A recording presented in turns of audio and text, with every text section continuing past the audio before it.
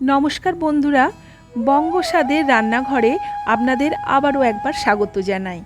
আজ আমি শেয়ার করতে চলেছি চিংড়ি মাছের অত্যন্ত সহজ এবং সুস্বাদু একটা রেসিপি, যেটা খুব সাধারণ কিছু উপকরণ দিয়ে খুব সহজেই বানানো যায়, কিন্তু খেতে অসাধারণ লাগে।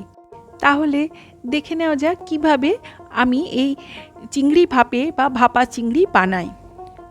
প্রথমেই বাজার থেকে চিংড়িগুলো আনার পর খুব ভালো করে ধুয়ে খোসা ছাড়িয়ে নিয়েছি এবং পেটের ভিতরে যে একটা কালো সুতোর মতো অংশ থাকে সেটা চিরে বার করে পরিষ্কার করে নিয়েছি। চিংড়ি মাছের মাথায় কিন্তু অনেক নোংরা থাকে, সেই নোংরাটাও ভালো করে পরিষ্কার করে ধুয়ে তারপর নুন আর হলুদ মাখিয়ে 1 ঘন্টা ম্যারিনেট করে রেখেছিলাম। কিছুক্ষণ ম্যারিনেট করে রাখলে চিংড়ির ভিতরে খুব ভালোভাবে নুন, তেল, মশলার স্বাদ ঢুকে যায়। আর এই সময়ের মধ্যে আমি একটা মশলা রেডি করে নিচ্ছি, যেটা দিয়ে আমি চিংড়ি ভাপেটা বানাবো। 2 চামচ সাদা সর্ষে বা হলুদ সর্ষে, আর 2 চামচ কালো সর্ষে বা রাই সর্ষেও নিতে পারেন, 2 চা চামচ পোস্ত, 2 চামচ রোস্টেড চিনিবাদাম একসাথে নিয়ে নিলাম, আর দিয়ে দিলাম অল্প একটু লবণ, আর দিয়ে দিচ্ছি 4-5টা কাঁচা লঙ্কা। আপনারা যেমন ঝাল খেতে ভালোবাসেন সেই অনুযায়ী লঙ্কা ব্যবহার করবেন। আমি এখানে 4-5টা কাঁচা লঙ্কা দিলাম। এবার শুকনো অবস্থায় মিক্সিতে গুঁড়ো করে নিয়ে এলাম। সর্ষে বাটার সময় একটু লবণ দিয়ে এবং কাঁচা লঙ্কা দিয়ে বাটলে সর্ষে তিতো হওয়ার সম্ভাবনা থাকে না। এই মিশ্রণের মধ্যেই এবার 3 টেবিল চামচ টক দই আমি দিয়ে দিলাম। এই টক দই দেওয়ার জন্য খুব একটা জল আমার প্রয়োজন হবে না, সামান্য 2 চামচ জলও দিয়ে দিলাম।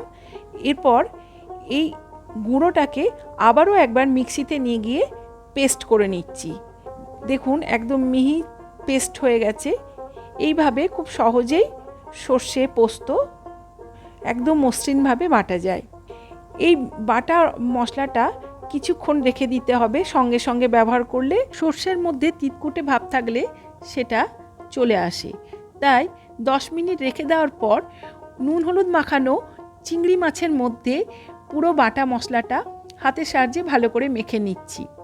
মাখানোটা সুন্দর করে মেখে নিয়ে এর মধ্যে দিয়ে দেব একটু সুন্দর কালারের জন্য কাশ্মীরি লঙ্কার গুঁড়ো, খুব সামান্য পরিমাণে দিলাম।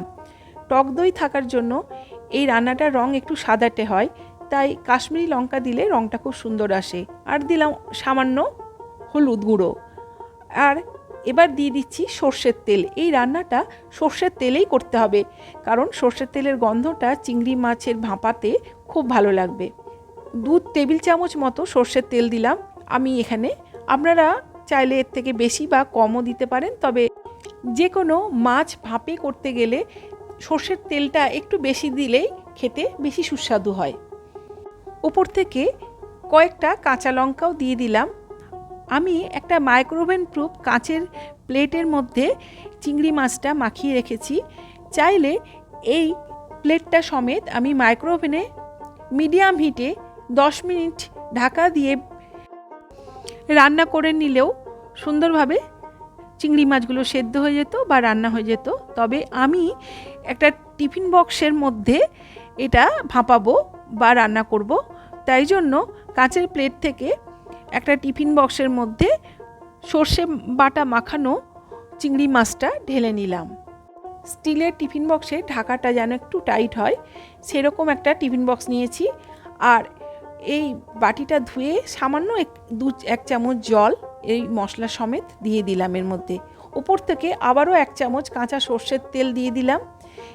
অন্যদিকে গ্যাস ওভেনে একটা পাত্র বসিয়ে দিয়েছি, যেটা একটু ডিপ বা গভীরতাটা বেশি এরকম। এর মধ্যে একটা স্ট্যান্ড বসিয়ে দিয়েছি, এরকম স্টিলের স্ট্যান্ড যদি বাড়িতে থাকে, আর তা যদি না থাকে একটা উল্টানো বাটি বা ছোট প্লেট বসিয়েও টিফিন বক্সটা বসিয়ে দিতে পারেন। এরপর কিছুটা জল দিয়ে দিয়েছি।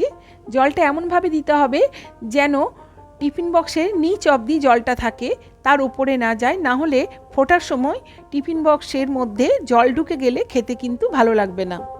এই ভাপেটা আপনাদের বাড়িতে রাইস কুকার থাকলে ভাত রান্না করার সময় একই সাথে ওপরের ঝাঁঝরিতে বসিয়েও করে নিতে পারেন। আমি অনেক সময় এটা করি, আর একই সাথে ভাত এবং রান্নাটা দুটোই হয়ে যায়। মিডিয়াম হিটে 10 মিনিট ভাপিয়ে নেওয়ার পর গ্যাস অফ করে দিয়েছিলাম।